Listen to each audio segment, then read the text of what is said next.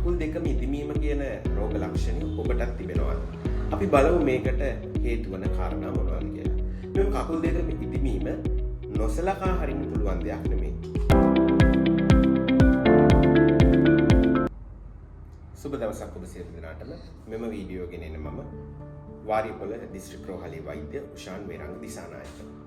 මොකක්ද මෙම කකුල් ඉදිමීම කියන රෝග ලක්ෂණය? කකුල් ඉදිමීම, කකුල් දෙකම ඉදිමීම.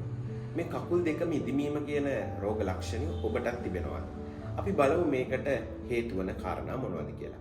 මෙම කකුල් දෙකම ඉදිමීම නොසලකා හරින්න පුළුවන් දෙයක් නෙමෙයි. මේ පිළිබඳව සොයා බලන්න ඕනේ ඇයි ඔබගේ මේ කකුල් දෙක ඉදිමෙන්නේ කියලා. මොකක්ද මීට අදාළ වන රෝගය? ඒ කියන්නේ හේතුව හොයා ගන්න ඕනේ. ඒ අදාළ හේතුවට ප්‍රතිකාර කරන විට ඔබගේ මේ කකුල් දෙක ඉදිමීම හොඳින් සුවපත් වෙනවා. අපි බලමු මේකට හේතු මොනවද කියලා. මෙම කකුල් දෙකම ඉදිමීම කියන රෝග ලක්ෂණ ඇති වෙන්න බලපාන අනෙකුත් හේතු තමයි ඔබගේ තයිරොක්සින් හෝමෝනයේ ඌනතාවයක් තිබෙනවා නම් කකුල් දෙක ඉදිමෙන්න පුළුවන්. ඒ වගේම තමයි සමහර ඖෂධ විශේෂයෙන් රුධිර පීඩනයට ලබා දෙන ඇමිලොඩිපින් කියන ඖෂධය. මෙන්න මෙවැනි ඖෂධ නිසා කකුල් දෙක ඉදිමෙන්න පුළුවන්.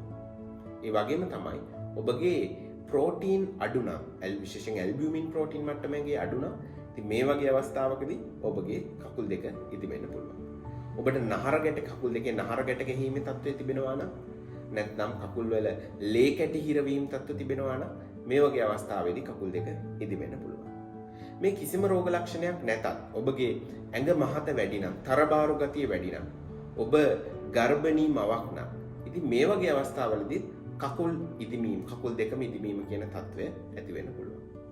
ඔබටත් මෙම කකුල් ඉදිමීම කියන රෝගී ලක්ෂණය තිබෙනවා නම් වෛද්‍යවරයෙක් වෙතට යොමු වෙලා මේ පිළිබඳව මේට අදාළ හේතුව, මේට අදාළ රෝගය සොයා බැලීම ඉතාම වැදගත් වෙනවා. මෙවැනි තවත් වීඩියෝකින් අපි ඉදිරියේදීත් හමු වෙමු. ස්තුතියි.